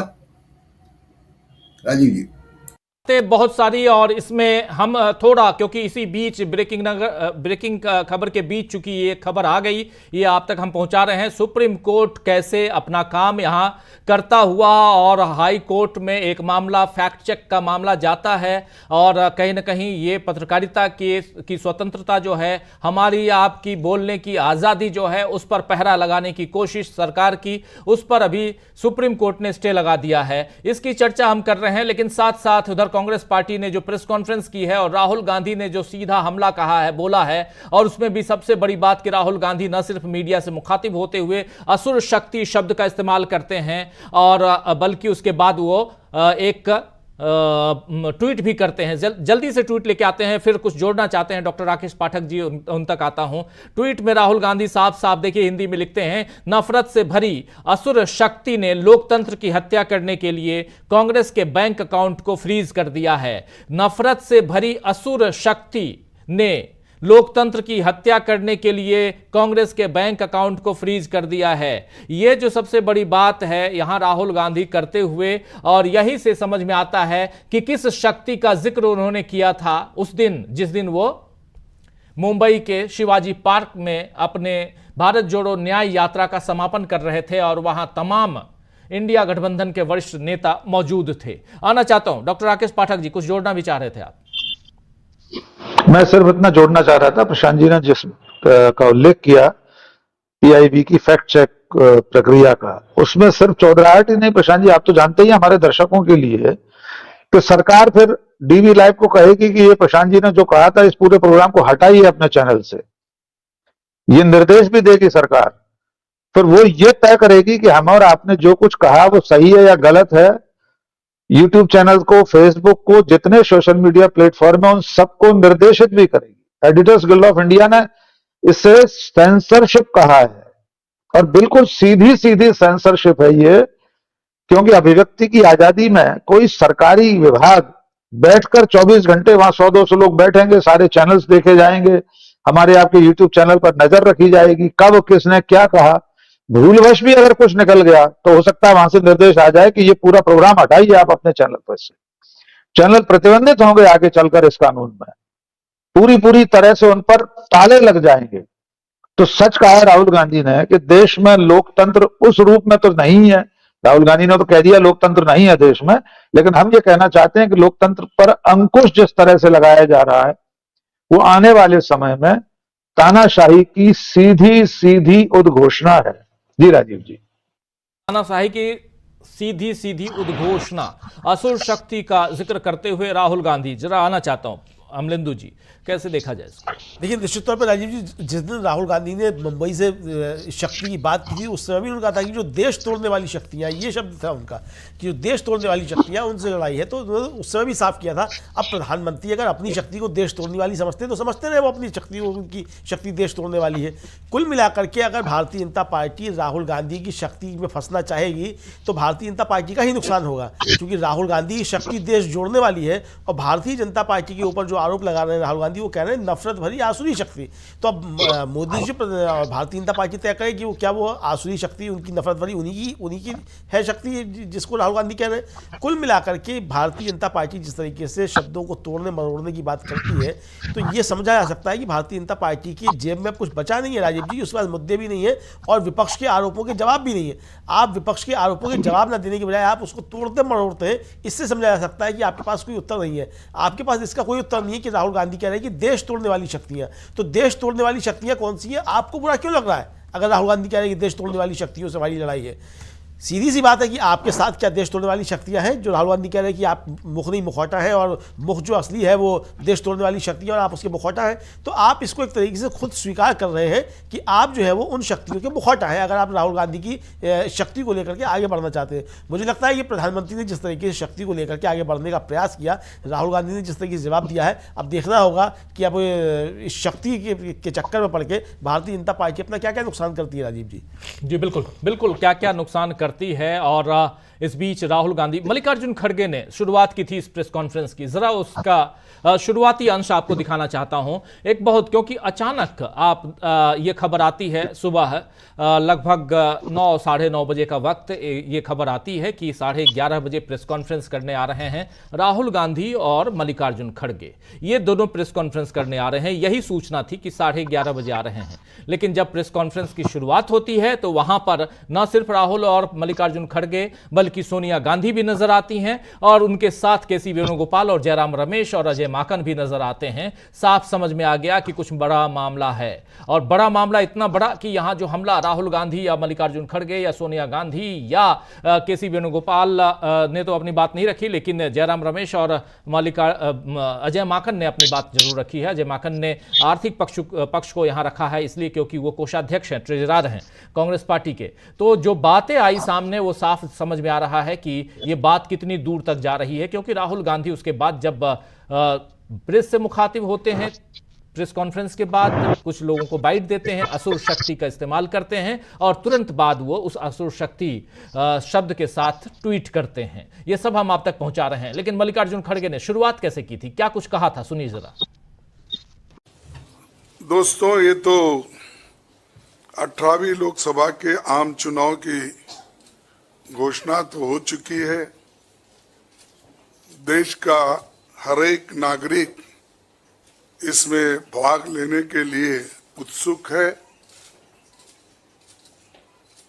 भारत पूरी दुनिया में अपने लोकतंत्र मूल्यों और आदर्शों के लिए जाना जाता है। किसी भी लोकतंत्र के लिए निष्पक्ष चुनाव अनिवार्य होता है, एसेंशियल होता है। साथ ही ये भी अवश्य होता है कि सभी राजनीतिक दल के लिए लेवल प्लेइंग ग्राउंड यानी समान लेवल प्लेइंग फील्ड हो, सभी के पास समान रूप से संसाधन हो। ये नहीं कि जो सत्ता में है उनका रिसोर्सेस पर मोनोपोली हो, ये नहीं कि उनका मीडिया पर एक अधिकार हो, ये नहीं कि सत्ताधारी दल का संवैधानिक तथा न्यायिक संस्था जैसे आईटी, ईडी, इलेक्शन कमीशन, इन अपने दूसरे ऑटोनमस बॉडीज पर प्रत्यक्ष अथवा परोक्ष नियंत्रण हो। दुर्भाग्य से जो पिछले दिनों में सुप्रीम कोर्ट के हस्तक्षेप के बाद जो इलेक्टोरल बॉन्ड, चुनावी चंदा बॉन्ड के बारे में जो तथ्य निकलकर सामने आए वो बहुत ही चिंताजनक है,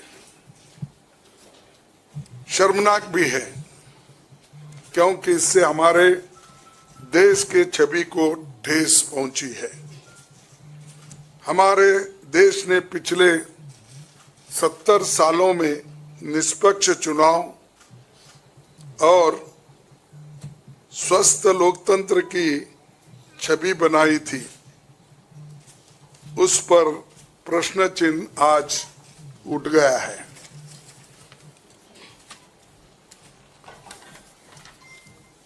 सुप्रीम कोर्ट ने जिस चुनावी चंदा बॉन्ड को इलीगल और अनकॉन्स्टिट्यूशनल कहा, उस स्कीम के तहत मौजूदा सत्ताधारी दल ने हजारों करोड़ रुपए से ज्यादा अपने अकाउंट में भर लिया है और दूसरी तरफ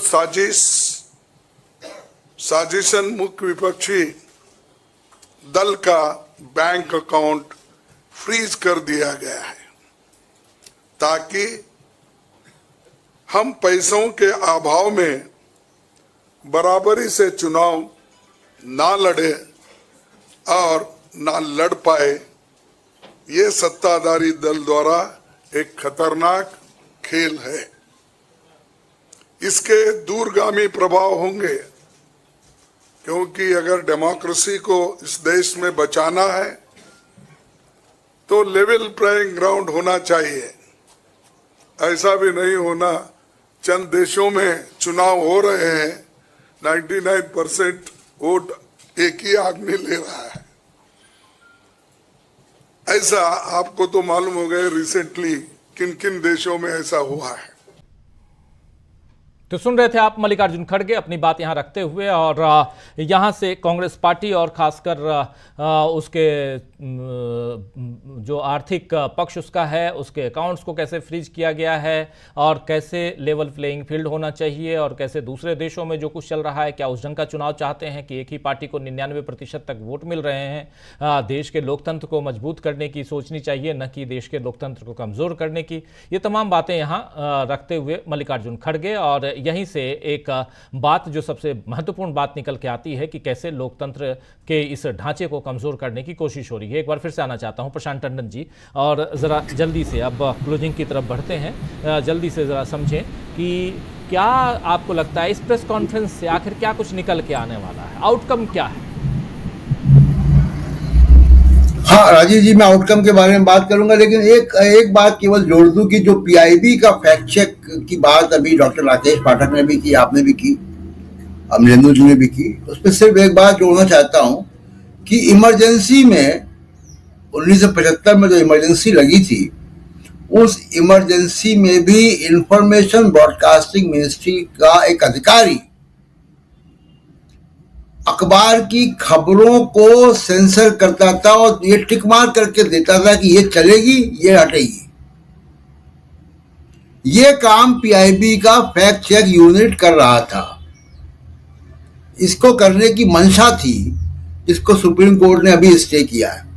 अब मैं आता हूं कि जो आज की जो प्रेस कॉन्फ्रेंस है, देखिए मैं पहले भी कह चुका हूं कि इतनी बड़ी प्रेस कॉन्फ्रेंस, हाँ कुछ कह रहे हैं दीजिए हमारे दर्शकों को कि जो पीआईबी कह रहे हैं और ये क्या मामला है, जरा बता दीजिए साफ सीधे सरल शब्दों में, आखिर है क्या जिस पे हम बात कर रहे हैं। ये चर्चा क्या सिर्फ हमारे लिए है या हमारे दर्शकों को जानना भी ज़रूरी है कि ये प्रेस इंफॉर्मेशन ब्यूरो के ज़रिए देश कौन सा एक नया कानून थोपना चाहता है, मतलब भाजपा देश पर क्या थोपना चाहती है और उससे क्या कुछ फ़ायदा नुकसान इस देश की जनता को होने वाला है। हम आप तो ठीक है जो इन्फॉर्मेशन दे रहे हैं, कल को बोलेंगे ताला लगाओ, ताला लगा दिए, लेकिन देश की जनता का क्या होगा, ये ज्यादा जरूरी है।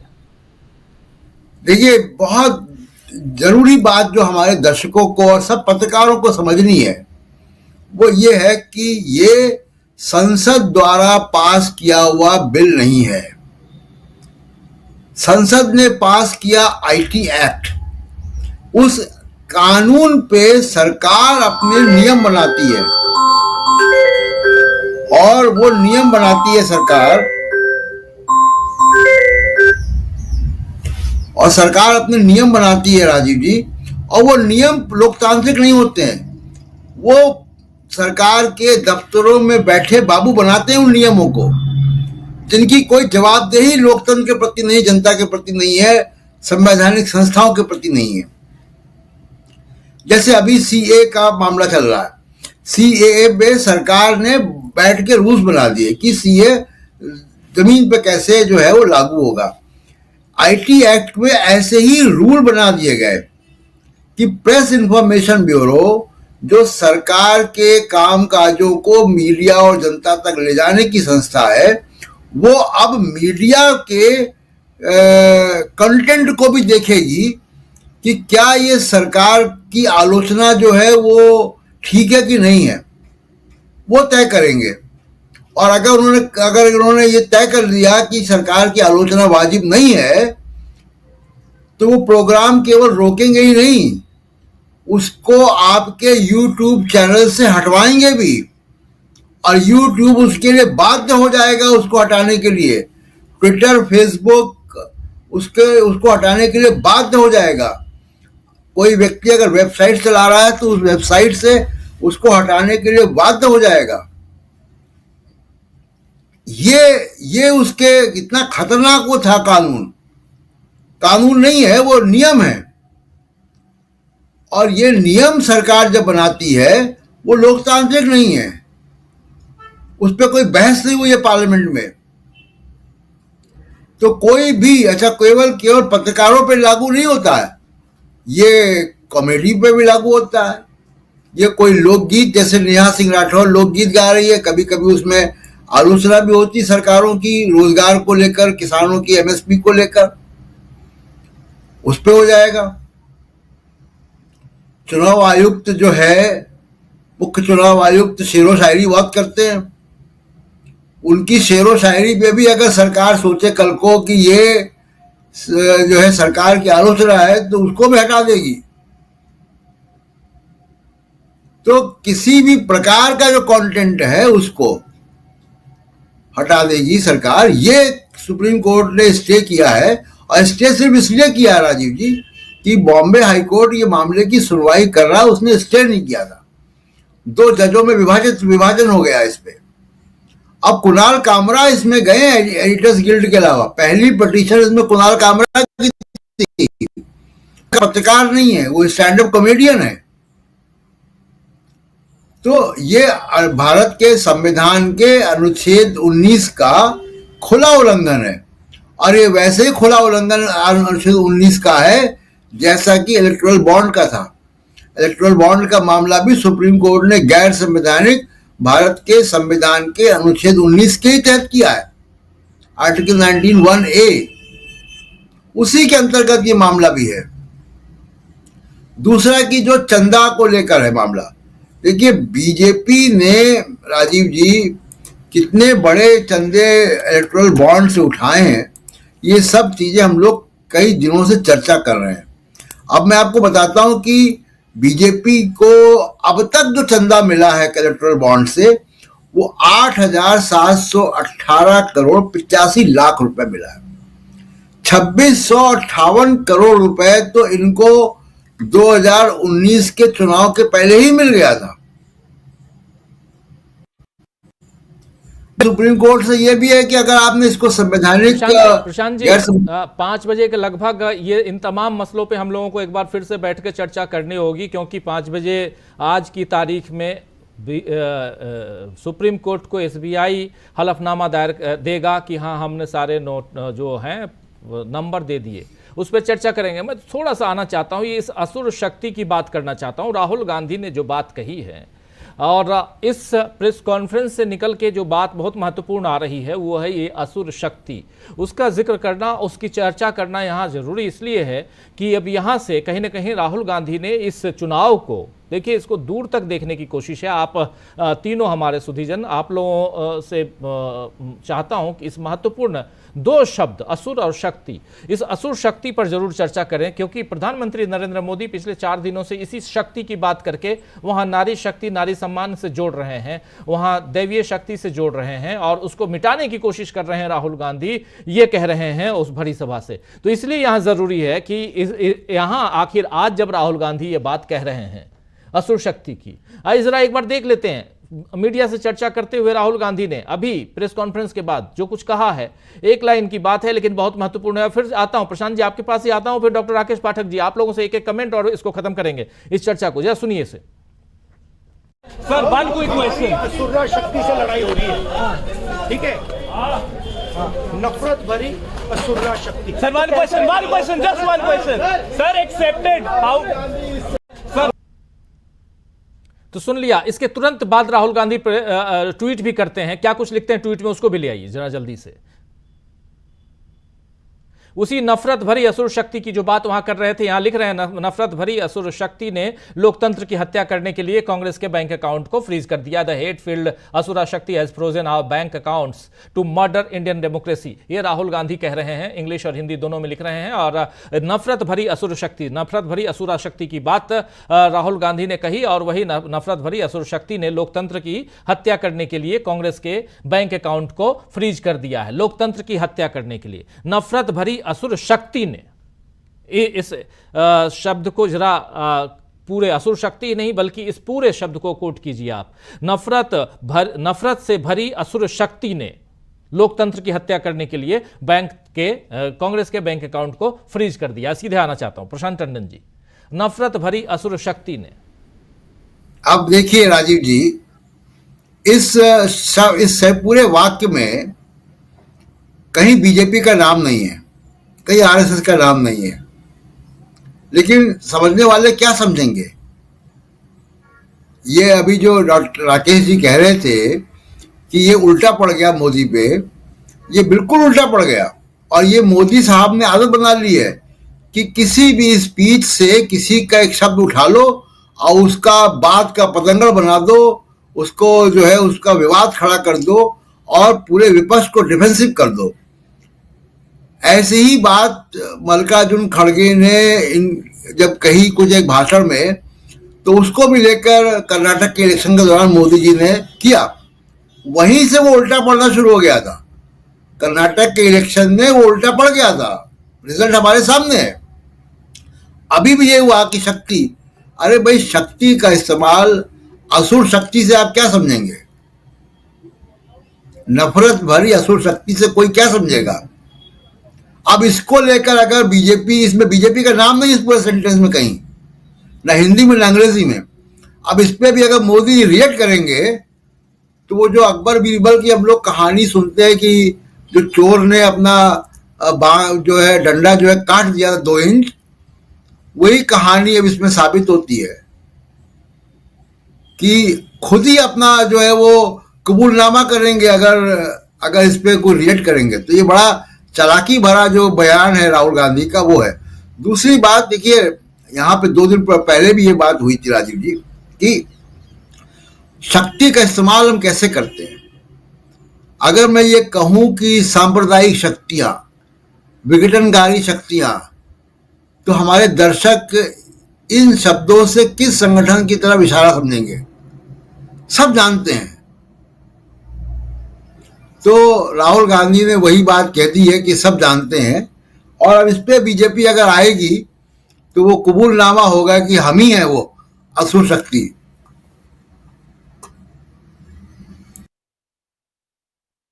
नफरत से भरी असुर शक्ति ने, यही नफरत से भरी असुर शक्ति ने, ये कौन है नफरत से भरी असुर शक्ति?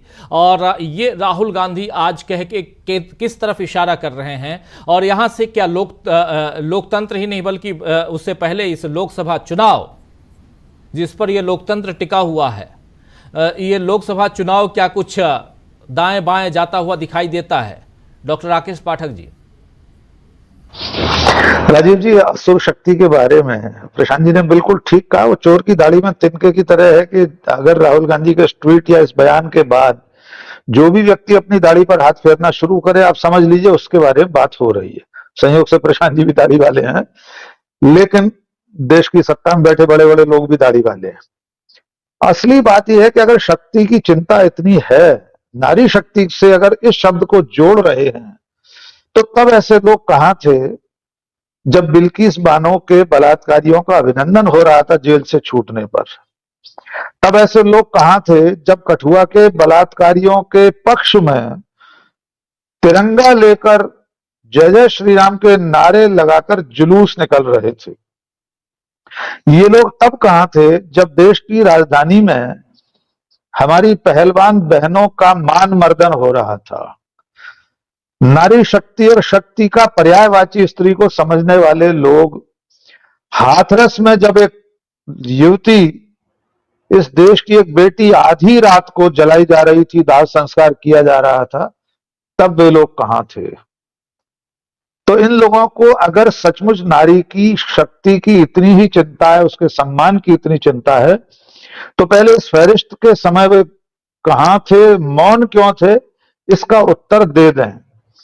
जिन लोगों को एक काल्पनिक फ्लाइंग किस पर पूरी नारी शक्ति का अपमान दिखाई देता है, वे इतनी सारी घटनाएं, मैंने तो 4-5 बहुत छोटी सी फहरिस्त गिनाई है, बहुत कम उदाहरण दिए हैं। अगर हम गिनाना शुरू करेंगे तो बहुत लंबा सिलसिला है उन लोगों का जिन्हें आसुरी शक्ति के रूप में आज संकेत में इंगित किया जा रहा है। मुझे लग रहा है, आपने चुनाव में पूछा है, तो चुनाव में लगातार उलटबांसी हो रही है। और कर्नाटक, बिल्कुल प्रशांत जी ने ठीक कहा, कर्नाटक इस बात के लिए माइलस्टोन के रूप में याद किया जाएगा कि हमारे देश के प्रधानमंत्री ने बजरंग दल की तुलना बजरंगबली से कर दी थी और इसके बावजूद पार्टी को चुनावी जीत हासिल वहां नहीं हुई, बल्कि बुरी तरह मात हुई कर्नाटक में। तो मुझे लगता है इस देश का जनमानस शक्ति की वो मीमांसा स्वीकार नहीं करेगा जो प्रधानमंत्री जी समझाना चाहते हैं। सबको समझ में आ रहा है कि राहुल गांधी या कांग्रेस पार्टी किस शक्ति की बात कर रहे हैं। अंतिम बात मैं जोड़ना चाहता हूं, प्रशांत जी ने इस IT एक्ट की बात कही, इमरजेंसी को याद किया।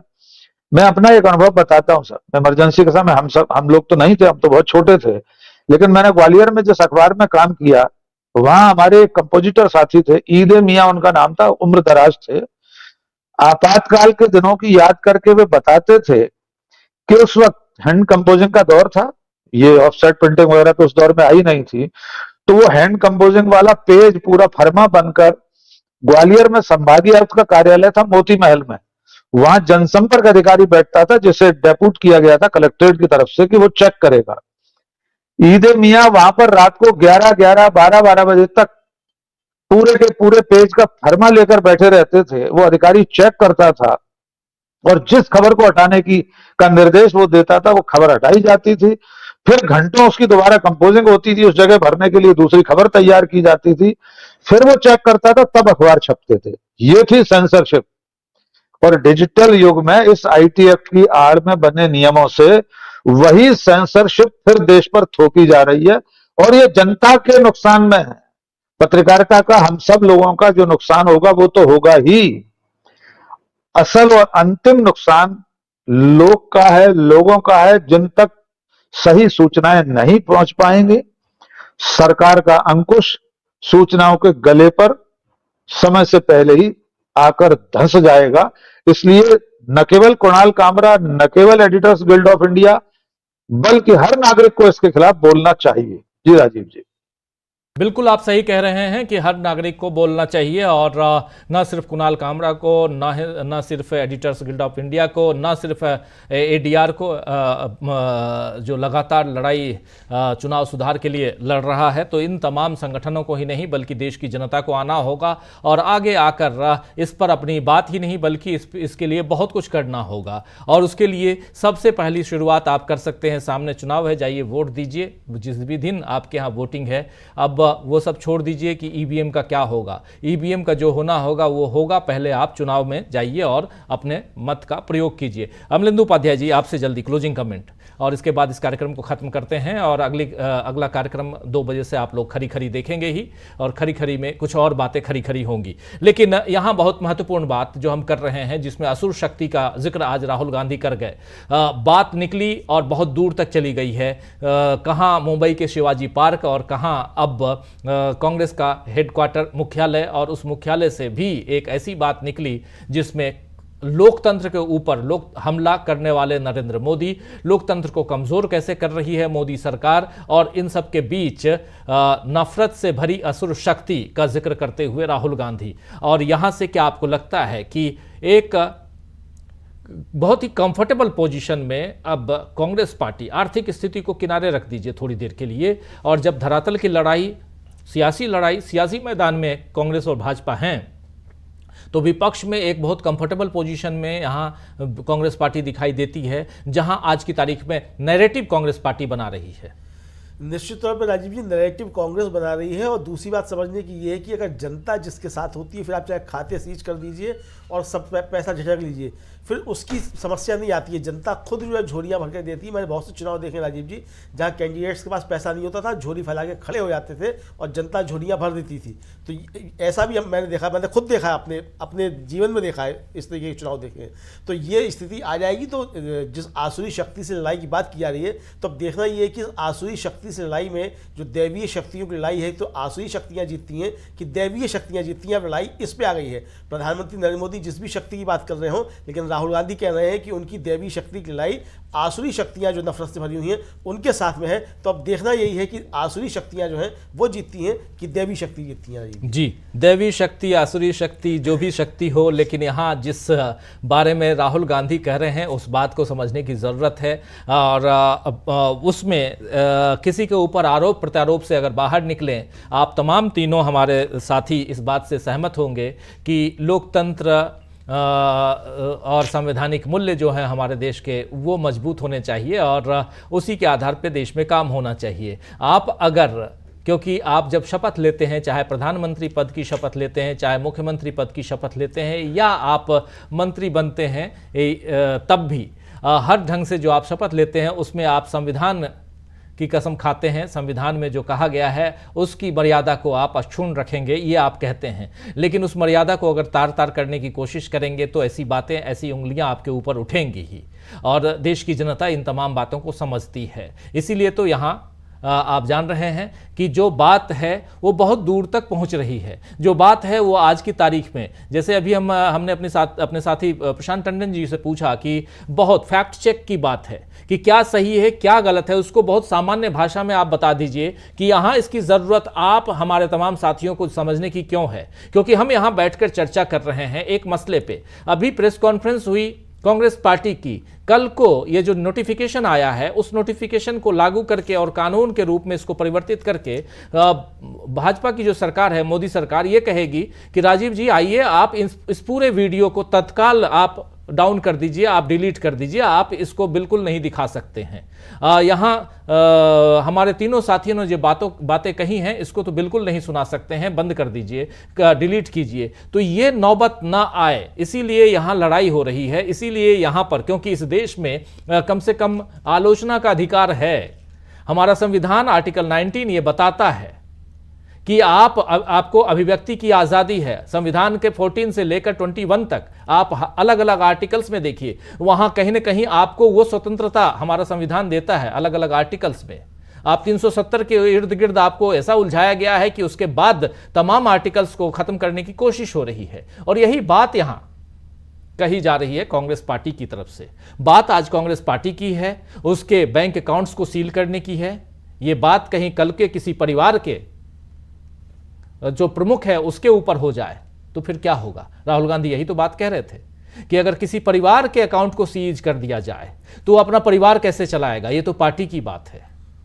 अगर किसी की सैलरी नहीं मिल रही है तो वो अपना परिवार कैसे चलाएगा।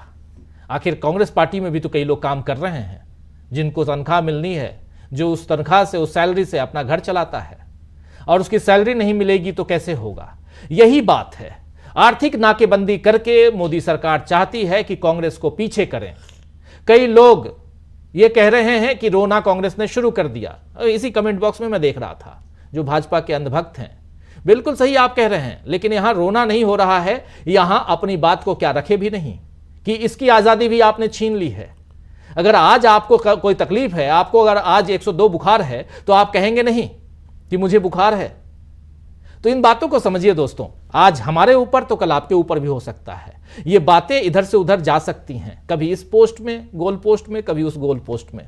समझने की जरूरत है। बस यही कहना चाहता हूं। हमारे साथ तीनों साथी को ले आइए स्क्रीन पे एक बार फिर से। और बहुत बहुत महत्वपूर्ण है कि हमारे तीनों साथी जुड़े रहे। प्रशांत टंडन जी, अमलेंदु उपाध्याय जी और डॉक्टर राकेश पाठक जी, आप तीनों का बहुत बहुत धन्यवाद इस चर्चा में जुड़े रहने के लिए। और आप तमाम साथी जो हमारे साथ बने रहे, जुड़े रहे, आप सबका भी बहुत बहुत शुक्रिया कि लगातार ब्रेकिंग में हम चर्चा जो कर रहे थे उसमें कांग्रेस पार्टी और 3 बड़े, सोनिया गांधी, राहुल गांधी, प्रियंका गांधी, अगर कुछ सबूतों के साथ आ रहे हैं, प्रेस कॉन्फ्रेंस कर रहे हैं, तो छोटी मोटी बात नहीं हो सकती है। इस बात को आगे